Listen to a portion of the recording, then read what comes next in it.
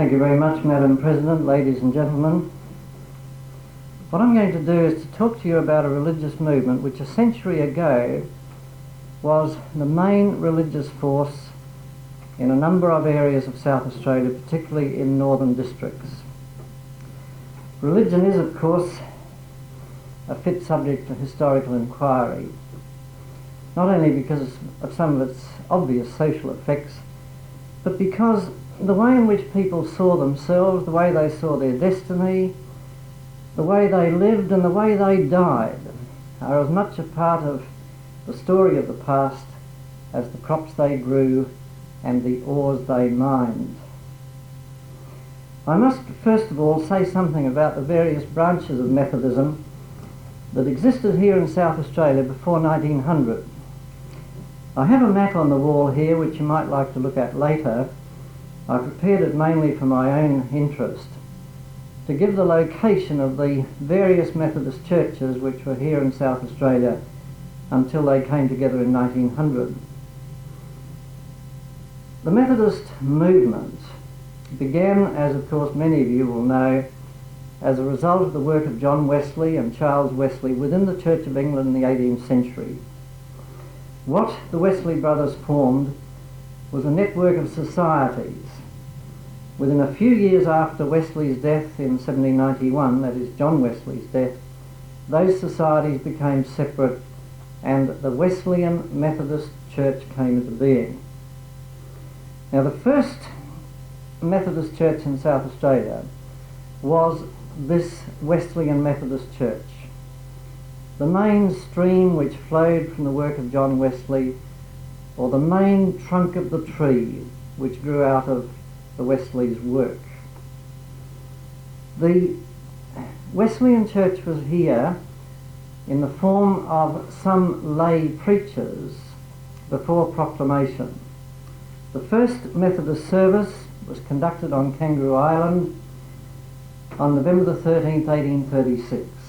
It was conducted by a layman, a man called Samuel East, a builder who was travelling on the Duke of York.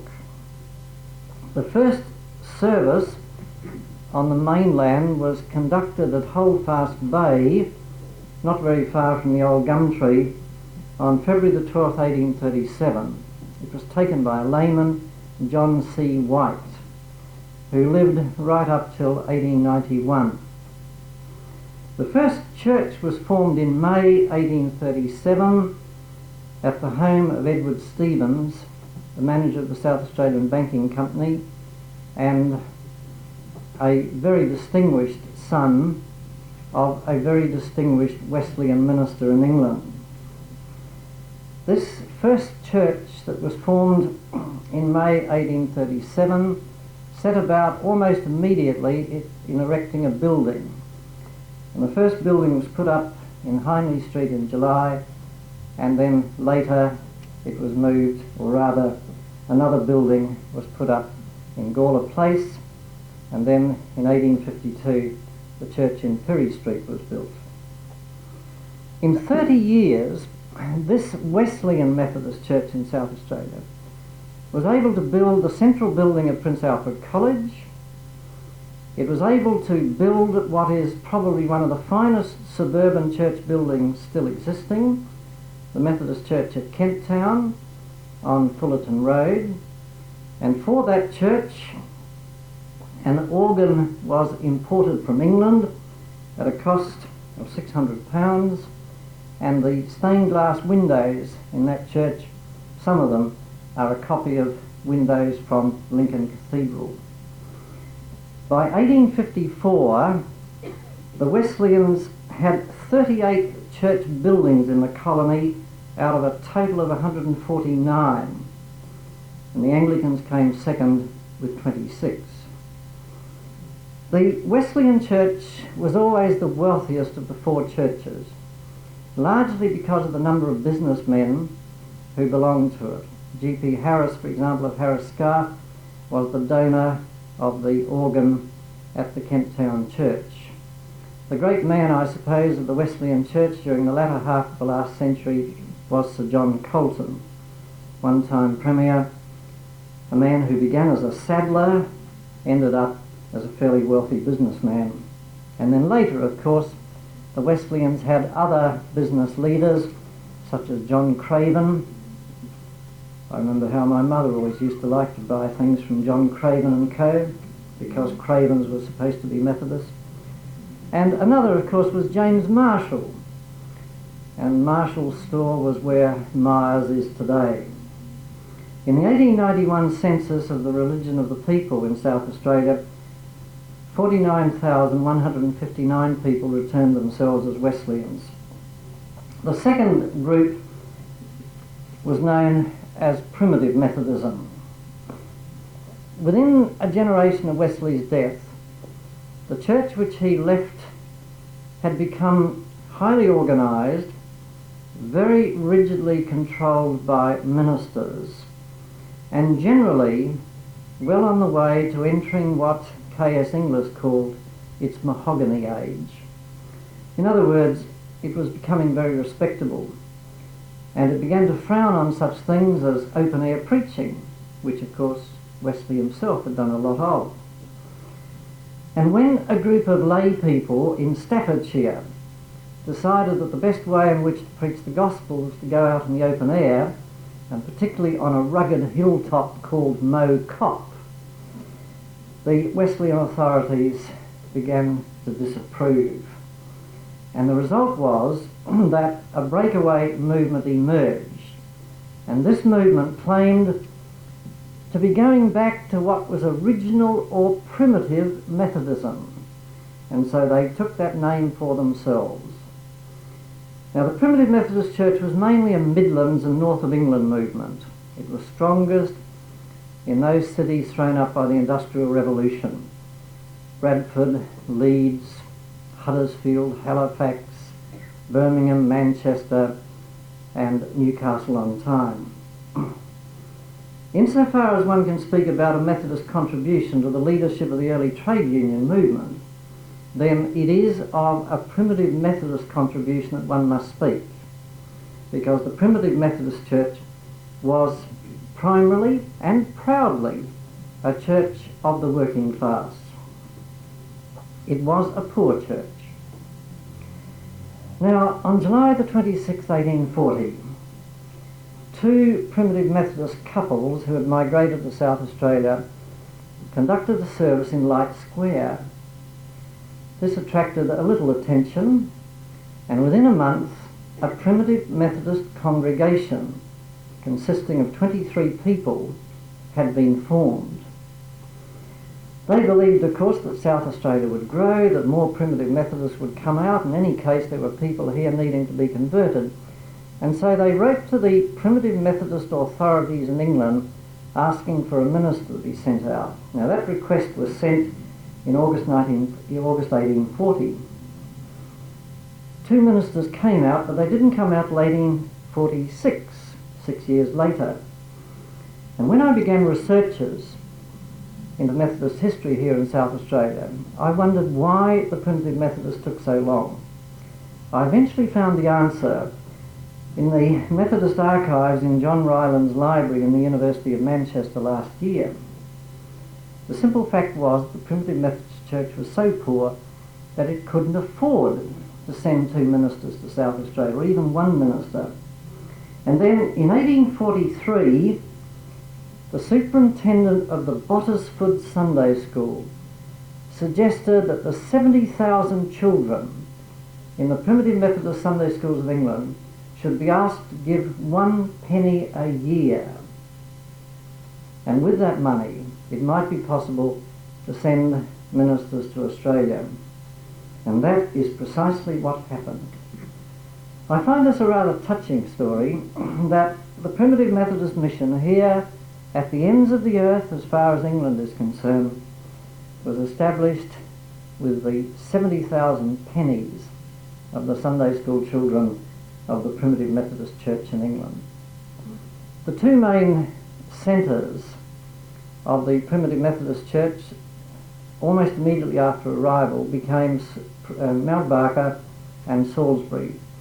Its first church in the city was built in Elizabeth Street, just beyond Light Square, and its second church, which lasted until the 1920s, was built in Morford Street. In 1891, the Primitive Methodists had 11,654 adherents. The third group was called the Methodist New Connection.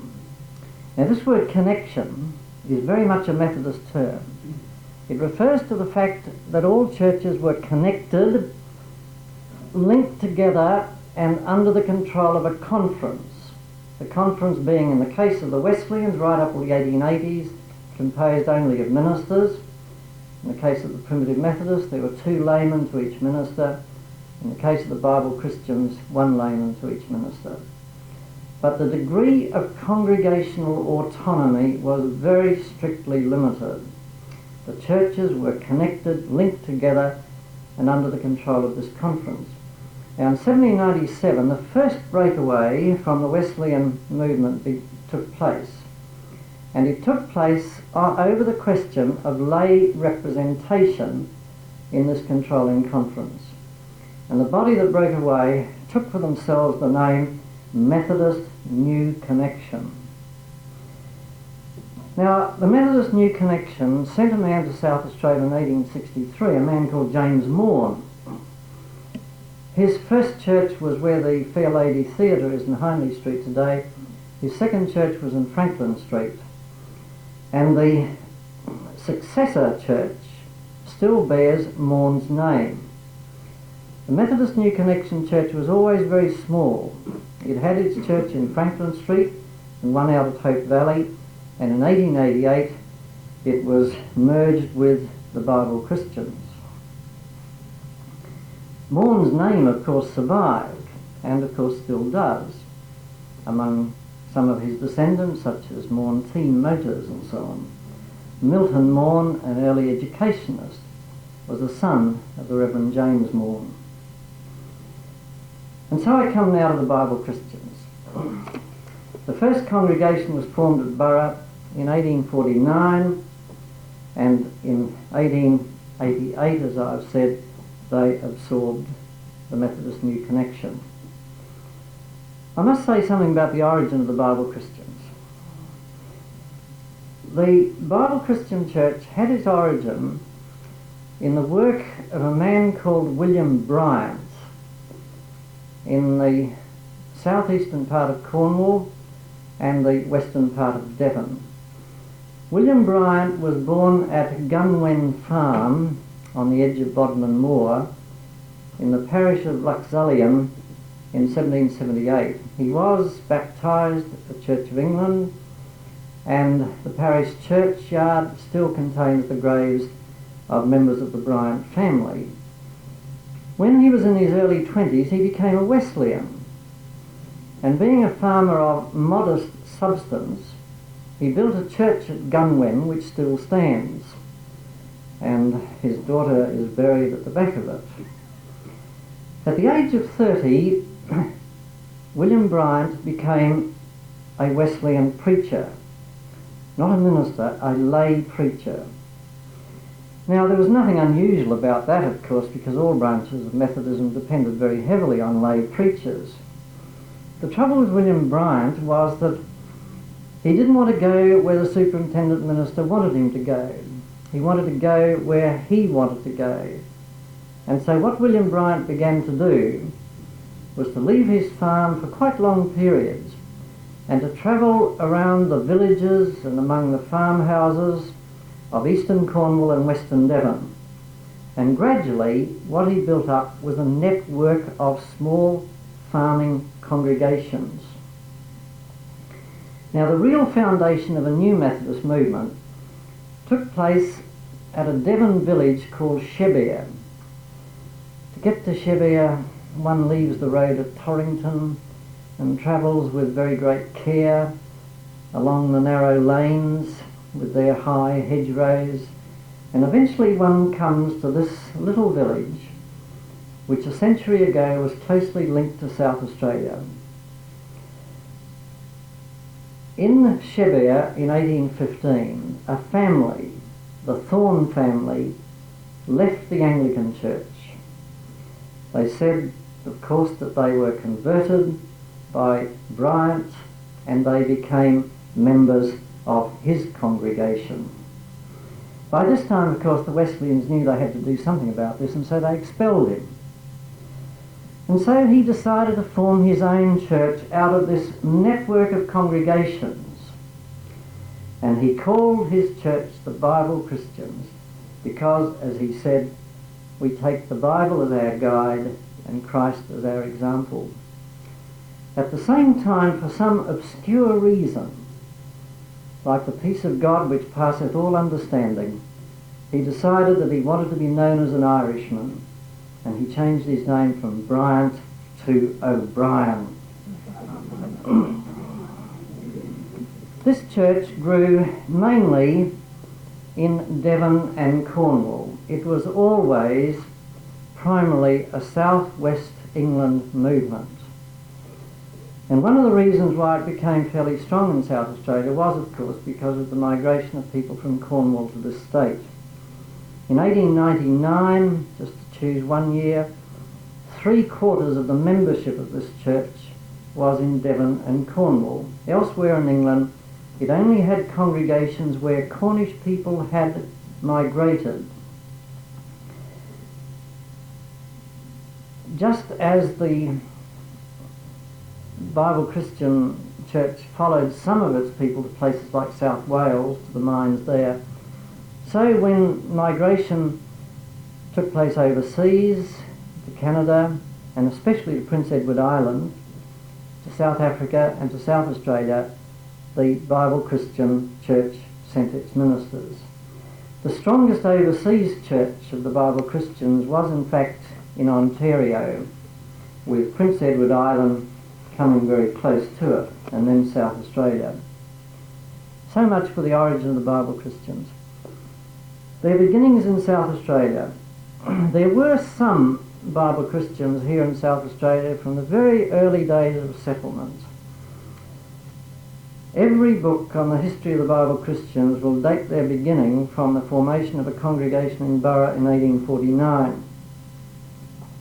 Only recently have I come across the fact that a man called George Cole, who is my wife's great-great-grandfather, was a Bible Christian and who preached under a gum tree at Bowden as early as 1839.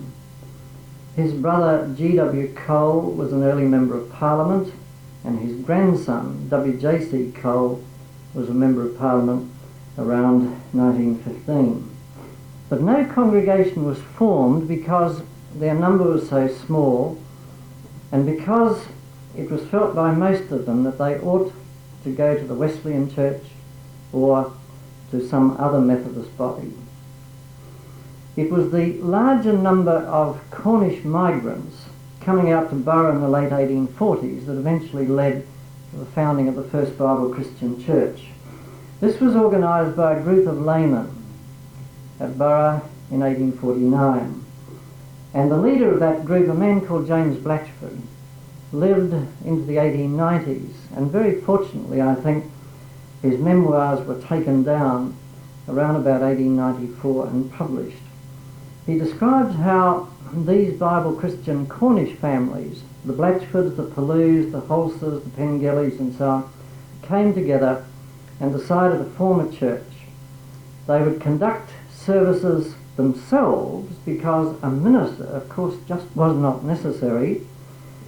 And in 1849, they organised their congregation along Bible Christian lines with the various officers and so on appointed, and they raised £50 and built a church which still stands. It's in Paxton Square at Burra and is now used as an adjunct to a garage. This congregation wrote to England, which meant in effect to Devon, to Cheviot, and asked for a minister. And in the following year, the Bible Christian Church in England sent out 2 ministers. The leader was James Way, then a man in his 40s, and the other was a young man called James Rowe. James Way is a very interesting character. He was born in 1814 at a place called Morchard in Devon, in the town of Morchard up near Orroroo. is named after that orchard in Devon, and it was Samuel Way who suggested the name. There are still ways at Morchard. Actually, the full name is Morchard Bishop. It was an area that belonged in medieval times to the Bishop of Exeter. Way became a minister in 1826. Now, he didn't have much education, very little in fact. And he was also, like most Bible Christian ministers in those days, very poor. And when he was appointed to his first church, 80 miles away from where he lived in Devon, he had to walk.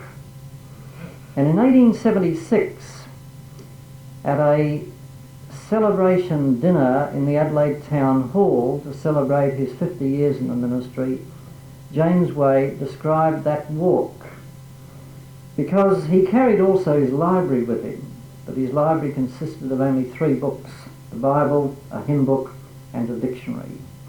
By 1876, and certainly by the time he died in 1884, Way was a very well-known South Australian citizen, and the suburb Wayville is named after James Way. James Way and James Rowe came out together. Rowe was sent up to Borough, and Way stayed here in the city and tried to form a congregation. He found a Bible Christian at Bowden. So he went to Bowden and met this Mr. Rundle. Mr. Rundle was a butcher, but he had fallen somewhat from grace, and he sold meat on Sundays. And James Way said to him, either your shop must be used for the preaching of the gospel on Sunday, or for selling meat, but not for both. And Mr. Rundle, with a commendable concern for his eternal destiny, decided not to sell meat anymore. That was in Chief Street, Brompton, and the successor church is still there in Chief Street. By 1854, the Bible Christians in South Australia had put up 22 churches. Some of them, I think it must be recognised, were mere galvanised iron buildings. And of the 149 churches returned in the census that year, 61 belonged to the various Methodist churches. The later growth of the Bible Christians, I think, is a very interesting story. The church grew in Borough, of course, because of the Cornish migration there. Later, its main growth was at Moonta, and later still at Broken Hill. Now, most of the Bible Christians in those places came from Cornwall, and some also from Devon. But the Bible Christians did move into areas where most of the settlers were not of Cornish descent. For example, one of the first areas which the Bible Christians tried to establish themselves was the Gawler Plains, west of Gawler, between Gawler and Virginia, around what is Angle Vale today. And the man chiefly responsible for establishing Bible Christian church right throughout that area, in fact, it was the only church in that area, was a man called Samuel Keane. Samuel Keane was born at South Molton in Devon in 1818. He had a few months' training at the college which had been established at Chevier in Devon, and he began his ministry in 1848. In 1852 he came to South Australia. Now, Samuel Keane took as his life's motto, I for one must venture, and venture he did. At a farewell service in the church at Chevier in 1852, he bade goodbye in these words, farewell, land of my fathers, farewell, land of my second spiritual birth, farewell, friends with whom I have taken sweet counsel and enjoyed much of God's presence. Farewell, all whom I have loved and do love on earth.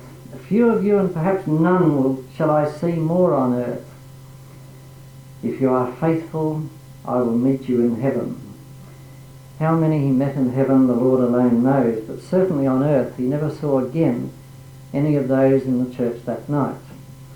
He sailed a few days later, arrived in South Australia, served for 19 years and died at the age of 54 in 1872. Now Keane was a this one thing I do man, and in his letters, and these letters that were sent home to the magazine in England were very full descriptions, both of conditions in South Australia and what a man was doing. In these letters, which I think constitute a largely unknown source of information about South Australia back, say, in the 1850s, Keane describes how, with almost feverish energy, that's not his phrase, that's mine, he rode his horse from farm to farm, sleeping under gum trees, preaching to settlers wherever he could get them together, in their homes and out in their clearings and so on. And within a space of 7 years on the Gawler Plains, he formed 15 congregations and built over a dozen churches. After 1870, the Bible Christians moved into the new areas of settlement in the north, and the leader here was John Thorne, who was the son of the man who had been converted back in 1815. And in some towns, the Bible Christian Church was the dominant religious influence. Places like Wilmington, Willowie Plains, to some extent Wirrabra, Orroroo, and so on. Out of the little church of Willowie, on that wind-swept plain, the most unlovely soil for the growing of wheat or for anything else, there came towards the end of the last century 5 young men as ministers, including, incidentally, the grandfather of Bob Hawke. The people in these areas of settlements in the north were largely non-Cornish, and I have worked through hundreds of obituaries, and I took 149 obituaries from 1867 to 1887 of people who had died here in South Australia within the Bible Christian Church, and only 58 had been brought up as Bible Christians in England. 16 had come from other churches, and about 34 there was no information. Now, it does mean, I think, those figures, that there was a substantial number of people who came into the Bible Christian Church, especially in country towns, without any kind of Cornish background. The situation, as I've said, in Moota was somewhat different. The missionary inspiration of the Bible Christians continued, and in the 1890s they established a very interesting group of mission patrols out from Broken Hill. Young men were given £5 and a bicycle and told to go and ride from station to station, gather congregations and so on. And I've seen the accounts where items like this appear: a new tube and tyre for the truth, because the 3 cycles were called the way, the truth and the life. I must press on and say something more about some features of the Bible Christians. First of all, I think it's generally true to say that it was a church of the poor. Of course, most of the early farmers were poor, and the Bible Christians in this respect are not unique. And they prospered, of course, as other farmers prospered if an area was one which allowed for prosperity. But they were never able, for example, like the Wesleyans here in the suburbs, to build churches like Parkside, Paynham, Woodville and so on. And I have yet to find the name of any Bible Christian mine captain at Moota. I've come across the names of a number of Wesleyans who were mine captains or foremans. The relative poverty of the Bible Christians, I think, is seen particularly in their buildings here in the suburbs. A few survived Methodist Union in 1900. They were either sold or eventually demolished, and one or two of my friends here may correct me, but I think in fact that there is only one pre-1900 Bible Christian church still being used by the Uniting Church. That is the church at Glanville, and it's highly doubtful whether that ought still to be open. In the country, of course, they built very plain churches, as plain as any architect could devise. If you want to see one next time you go to the peninsula or up to Moonta, just pause and have a look at Inkerman, just this side of Port Wakefield. Or if you go through Kolpara, have a look at the one there, built in 1879, still being used. No Bible Christian church ever had a pipe organ in it, and the pipe organ was very much the badge of success of having arrived among non-conformist churches in the last century. Secondly, the Bible Christian church had few prominent public figures. It did, over a period of 50 years, have a handful of MPs, for example the Coles, but it had nobody corresponding in parliamentary life to Sir John Colton, who was, of course, a leading Wesleyan. The two most eminent Bible Christian citizens in South Australia were Samuel Way and his brother-in-law, Dr. Alan Campbell. And I'd like to say something about these two men. Samuel Way was James's son. He was born in England. He was left at Shebbear School when his father James came out in 1850. He followed, and a man who followed him a little later, who also became a member of the Supreme Court, was Frederick Richards, Sir Frederick Richards, whose father was also a Bible Christian minister. He was admitted to the bar in 1861. He became Chief Justice in 1876, having spent a year in Parliament as member for Sturt and Attorney General, and he remained Chief Justice until his death 40 years later in January 1916. Now, I don't know very much about Way's legal career. I suspect that he wasn't very learned, that he was very conservative, and that he handed down pretty stiff sentences. In fact, A.J. Hannon, in his Life of Way, says that he was a terror to evildoers. If I don't know very much about his legal career, I do know something about his Methodist career. He was a bright and shining light in the firmament of Methodism, not only here in South Australia, not only here in Australia, but in world Methodism as a whole. In those days, when few people travelled overseas compared with today, and few international conferences were held, Samuel Way was nevertheless a member of the World Methodist Council. Now, my talk tonight is primarily about the Bible Christians, and so I think perhaps I'm justified in making this next point. For the last few weeks at Salisbury, as I've gone to my study each morning, I've walked along the corridor and seen the poster from the Constitutional Museum. And if you know the poster I'm referring to, Samuel Way is down there in the bottom left-hand corner. And he is described, among other things, as being very active or interested in the art gallery, the Children's Hospital, and the University of Adelaide. Now, any books on history will tell you that a historian has to select his facts. And in the very selection of his facts, he may indicate bias. And every time I have looked at that, I have registered the feeling that that is a most inadequate presentation of Samuel Way.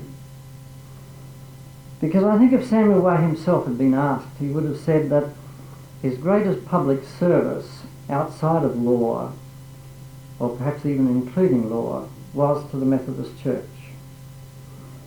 It was his primary area of public activity, and when one reads the material, one finds that he served on scores of committees. He was legal advisor to all three Methodist churches and then to the Methodist Church after Union. He addressed hundreds and hundreds of meetings. He wasn't a preacher, but he was always ready to address literary societies, men's meetings, women's meetings, and so on. He opened, I suppose, hundreds of fetes and bazaars. He gave away thousands of pounds. He didn't marry till he was nearly 60 and had no children. And he also laid a lot of foundation stones. Just before he died, and he had a very painful final illness, having his arm amputated about a year before his death. He was asked to lay yet another foundation stone, and in the report of his address, Way said that he had asked the trustees not to give him a silver-plated trowel inscribed, as was the custom in those days, with the name of the person setting the stone, because, as Samuel Way said, I already have 27 of those at home. What I'd like to know is what happened to them. I will in fact be getting a copy of Way's will on Monday morning. The man who has got it for me rang me yesterday, and I asked him what bequests Way left. Well, he left some money to the Methodist Church, he left money to a host of charities here in South Australia, and also, rather interestingly, he left money to the Anglican Bishop of Adelaide and to the Catholic Bishop of Adelaide. And so perhaps it is not ironical that his house Montefiore should be today the home of Aquinas College. His brother-in-law is Dr. Alan Campbell, and if you drive past the Children's Hospital, you will see the Alan Campbell building, the old building. Alan Campbell was a Bible Christian, but not by birth, of course. He was a Scot and a Presbyterian by birth, and I suspect that he became a Bible Christian on his marriage to Samuel Way's sister. But he certainly became a very loyal Bible Christian. He was a public citizen, ready to serve in a host of ways, described as a founder of the Children's Hospital, Member of Parliament for 20 years. He piloted the Public Health Bill through Parliament in the 1890s. He was the main founder of the District Trained Nurses Association, and he was also chiefly instrumental in establishing the Victoria Convalescent Home at Mount Lofty to commemorate Queen Victoria's Jubilee in 1897. What has happened to that I don't know, but Alan Campbell went up to the opening of that on October the 29th, 1898. He came home in the train, was having a bath, and died of a heart attack. The advertiser had this to say about him. As a public man, he identified himself with the advocacy and promotion of those agencies, both religious and educational, the aim and function of which are to make men better, truer to themselves, more self-reliant, and rich in the noble treasures of life. His ideal of charity was that it should be exercised in the relief of unavoidable misfortune, but he was anxious to cultivate independence of character and to encourage all conditions favouring it. He recognised the refining and purifying influences of art and did his best to bring them nearer to the masses. Thirdly, religious piety. True to their name, the Bible Christians, of course, stress the importance of knowing one's Bible. How regularly they actually read their Bibles, who knows? But the stress on Bible reading, of course, was common to evangelical Protestants generally. There was nothing peculiarly Bible Christian about it. But a Bible Christian minister in particular was expected to be a man of one book. Now that's a phrase from John Wesley, but John Wesley went on to say that a minister should be a minister of many books so that he might better be the man of one book. That is to say, that he might be a better preacher of the gospel. I came across recently the memoir of his life written by a man called Enoch Grattan. Some of you may remember his son Frank Grattan, who some years ago conducted a children's 1,000-voice choir. Well, this material came to me from Frank Grattan's daughter. Now, Enoch Grattan was in fact a Methodist New Connection minister who became a Bible Christian. I was very interested to read what he had to say about his life. He came to South Australia at the age of 45 in 1883. He had been a minister then for 20 years. He had left school at the age of 7, had no formal education after that. But he had virtually educated himself with the aid of the opportunities provided by his church. And in this memoir he lists the books which most influenced him and the authors. Of course, they were all great readers of Tennyson back in the last century, these Wesleyan and Bible Christian ministers, and of course Tennyson is mentioned. Whately's logic constantly appears, Paley's evidences of Christianity, Butler's analogy of religion. I tried to read that once, found it terribly dull. Of course, John Ruskin. Who reads Ruskin today? And of course both the Mills. The biblical interest of the Bible Christians was seen in the names which they gave their churches. Now I'm going to read a passage which I've used before. I think it's priceless in a way.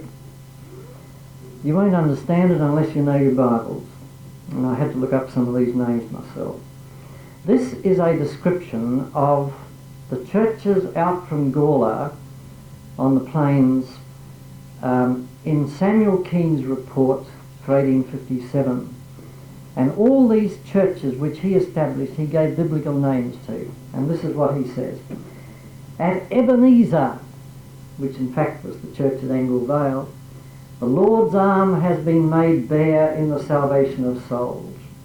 Salem has had showers of blessing. Truly God is in the midst of her. Zoar has been a place of refuge to 20 who escaped thither for their life. At Bethesda the angel has troubled the waters, and diseased souls have been strongly urged to plunge therein and be made whole. Enon has had constant visits from on high.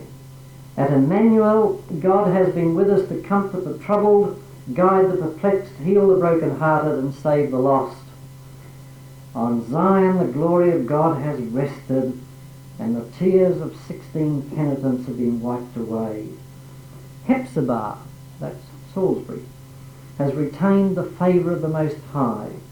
In this place 15 have found mercy and grace to help in time of need.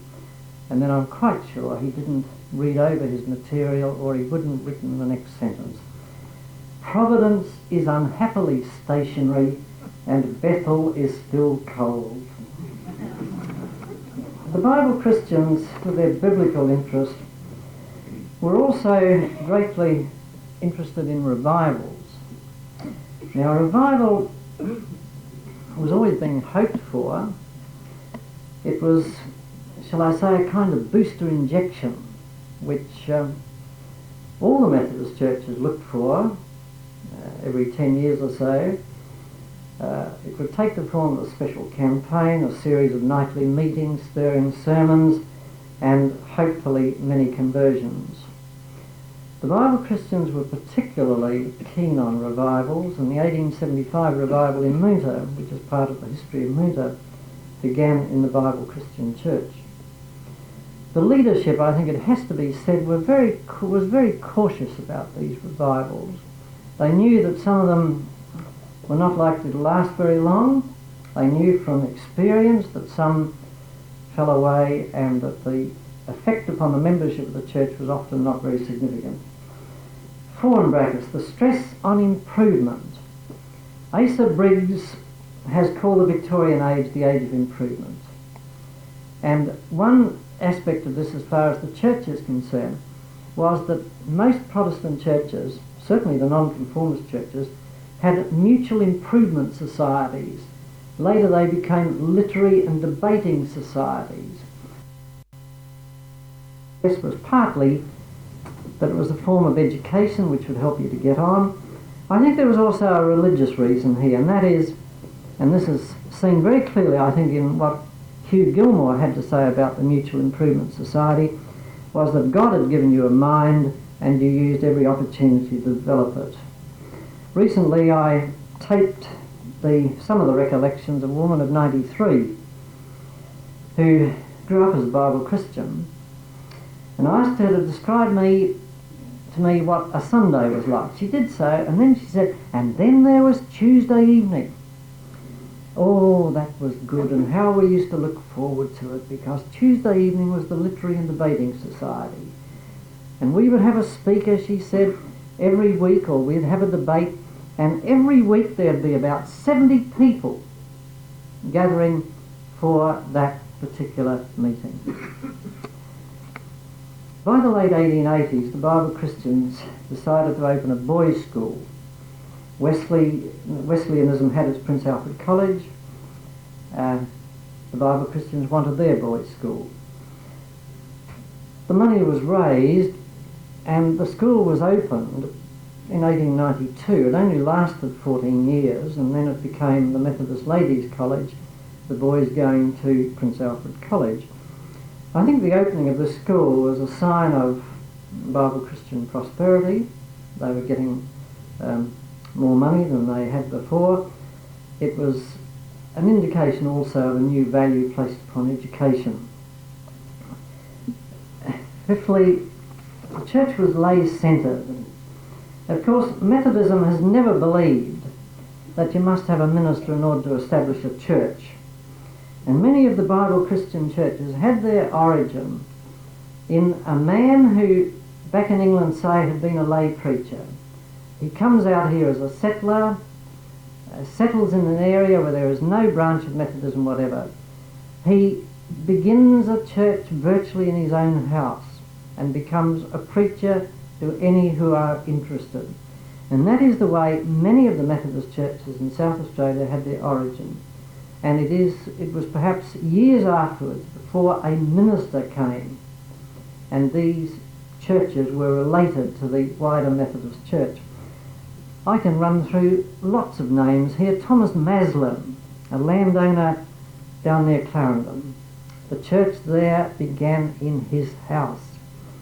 What he would say if he knew what Maslin's Beach was famous for today, I don't know. Francis Simmons, the grandfather of Wybert Simmons, one time headmaster of Adelaide High School, was the man in whose home the church at Chain of Ponds began. John Marlis, down in the Mile End area, after whom Marston is named, was the layman who formed the church there. Abner Toop, and I think probably all the Toops in South Australia are descended from Abner, who was a settler at Orroroo and in whose home the church began. William Radford at Mount Lofty, and Noah Clack at Bullaroo Centre. There was no separate ministerial class. The only difference as far as the Bible Christians were concerned between a minister and a layman was that a minister was paid full-time to preach, whereas the layman was expected to do it as much as he could without being paid. And one aspect of this stress upon and use made of the lay people of a church was seen in the use that the Bible Christians made of women preachers. As early as 1819, the Bible Christian Conference in England considered the question, what are our thoughts on female preaching? And to this it gave the answer, we believe that God can enable a woman as well as a man to speak to edification and exhortation and comfort. And so began a succession of what were called female itinerants. Bible Christian women who went from church to church, or to use Bible Christian terminology, from circuit to circuit, preaching and trying to assist the church and to establish congregations and so on. And the most famous, I think, probably of all these women as far as South Australia was concerned was a woman called Serena Thorne. She was a granddaughter of William O'Brien. His daughter had married a Thorne Samuel, and she came out to South Australia in 1870 at the age of 28. And for some months she went from place to place, especially up in the north. Auburn, I remember, was one place where she seemed to have been notably successful. And then at the end of that mission to the northern churches, she conducted a mission here in Adelaide, and for 6 successive nights, according to the report in the Advertiser, the town hall was almost full for these addresses by this lady who was known as the Maiden Preacher. Serena Thorne married a minister called Octavius Lake and settled here in Adelaide, dying in 1903. But up around Kolpara, at the top of the peninsula, the church was really got going there by the work of two women, a Miss McLennan and a Miss Angel. The reports on these two women are so precise and so correct that I don't know what their Christian names were. They were always described as Miss McLennan and Miss Angel. And as the report said, great blessing attended their work. And lastly, and always lastly, the subject of death. Here again, the Bible Christians were no different from other evangelical Protestants.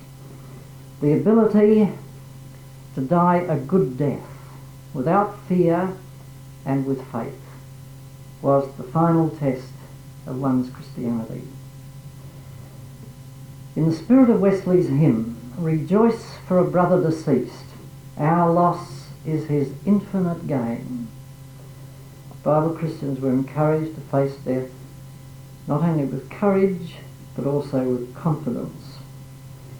And after a person had died, if that person was of any kind of prominence in the life of the church, on the following Sunday a minister or a lay preacher improved that person's life and death.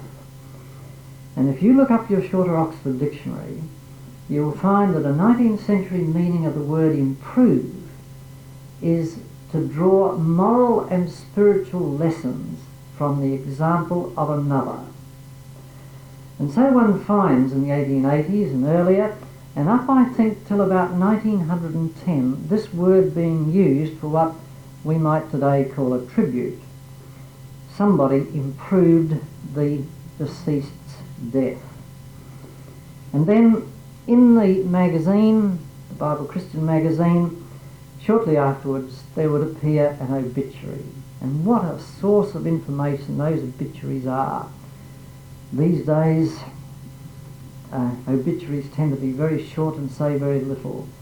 The obituaries 100 years ago tended to say a lot, perhaps too much. The standard pattern of the obituary was to describe a person's early life, his religious conversion, the service that he gave to the church, and then, and not least, how that person faced death. And as I've said, the ability to die what was called a good death was extremely important. Now I'm going to give you two quotes here from two obituaries from the year 1892, taken from the Bible Christian magazine here in South Australia. The first is of a man called Samuel Gibson, Captain Samuel Gibson. He was a Cornishman from the Isles of Scilly, a sea captain, came out to South Australia and worked out of Port Adelaide. He was in fact one of the founders of the Bible Christian Church at Goodwood, which is now a Greek Orthodox church. But this is what the 4-page obituary finally says. His calm and patient trust in God was exemplary in his illness. One day he said, "All the days of my appointed time will I wait till my change come." Another time he repeated the hymn, "Vital spark of heavenly flame." On Sunday night, the 31st of December, he said to his grandson, "Almost home, my son." On the 1st of January, his minister visited and prayed with him, and on leaving he said to his son, to another grandson, "Let go the ropes, down sail, we are coming around the pier." And then, troubled with a fit of coughing, he died. Another one of Mr. Clemo. In God he lived and moved and had his being. In a very real sense, Christ was his life. And when death drew near, he feared no evil. The path to the grave had no entangling net for his feet. His evening sky gave out no signs of tempest near. No voice suggested heart-affrighting questions about the future. He said, "All that was settled long ago.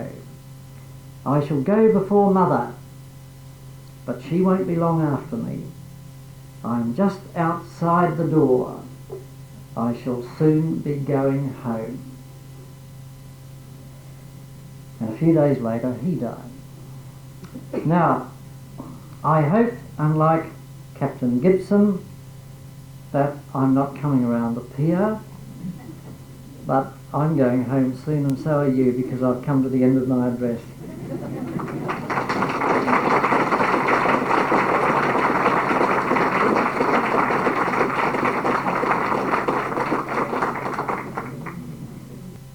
whether or not they had missionaries in early South Australia?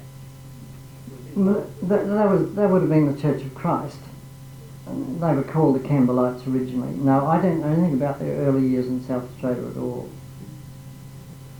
In view of the sort of fairly poor, because the Bible Christians are a relatively poor church, have you any evidence that as their members became more prosperous, they began to move over, say, to a more prestigious branch? Samuel Way is very much the exception, and Samuel Way was very greatly respected by Wesleyans and possibly by others, because he did remain faithful to the Bible Christian Church. At the time of Union, when he was Chief Justice, for example, he was what was called Circuit Steward at Franklin Street, presumably counting the collection every Sunday morning. Now, he may have done that, of course, because he liked power, who knows? And he may have been a man very reluctant to give up church offices. But he certainly was very greatly respected. But I think this undoubtedly did happen. They tended to move to the Wesleyans, yes. Well, you see, all the Methodist churches were a bit like the Kremlin. I mean, once the conference decided, then all the property was taken in, you see. It wasn't like the Presbyterian situation that you have referred to in today's newspaper, because none of the property was owned locally. It was all owned by the corporate body. And when, in each particular case, the conference said, we are going to unite, then the whole property, lock, stock and barrel, was taken in legally into the United Methodist Church. I don't think there's any substantial evidence that union was opposed in any of the three bodies in 1900. No doubt there were a few members lost here or there, but there is no evidence whatever that anybody tried to form a continuing or independent Methodist church. And only 2 ministers resigned, and one of those went back to England, and the other one was a primitive Methodist, and he resigned and did stay here. Now, I think it came with very little difficulty. Weren't there lay preachers, married people? Yes. Oh, it could be the saddler, the blacksmith, the bootmaker, the candlestick maker. The laymen, or what were called local preachers, were the people living in a suburb, a town, anywhere, you see. You see, the distinction that was made, but the terminology gradually died out, but the original distinction was between travelling preachers, that is to say the ministers who could go anywhere, and local preachers who were fixed in their locality where they lived. But they were authorised? Oh, they were authorised according to various regulations that were drawn up by the conference, and as time went on, of course, they had to pass examinations and so on. Oh, they couldn't stand up and preach just because they felt like it. They had to be authorised, and of course the model deed stipulated that they must not preach anything other than Methodist doctrine in churches. And so you had, for example, the trials from time to time of ministers, of lay people and occasionally ministers who seemed to be deviating from the truth. Oh no, they weren't allowed to conduct marriages unless they received sort of official civil sanction to do so. And the only laymen who ever conducted marriages were what were called home missionaries. They might have received a temporary yearly authorisation from the Chief Secretary to do so. Yes, sir. You mentioned the outdoor preaching of some of these Wesleyan churches. And I remember the vivid descriptions given by George Byron and Romany Wright. But was that practice carried on here in South Australia very extensively? It was carried on, I would say, spasmodically. The idea of going out in the street, as the Salvation Army used to do, or perhaps as it still does, certainly the Wesleyan got cold feet about that sort of thing by, I would think, about the 1880s.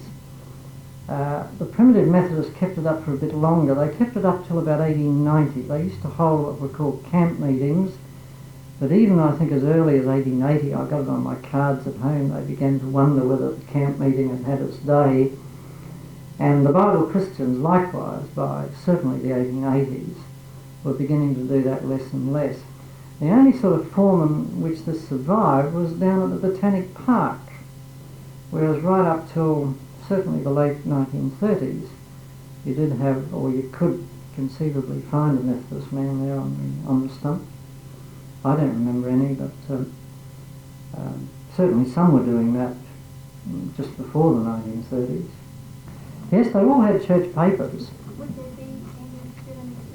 You'll find them down in the South Australian collection. Yes, the Primitive Methodist Record, the Bible Christian Magazine, and the Christian Weekly, which was the Wesleyan paper. And that merged with the Methodist Journal. But you'll find them down in the South Australian collection, they're all there. Or most of them, there are odd volumes missing.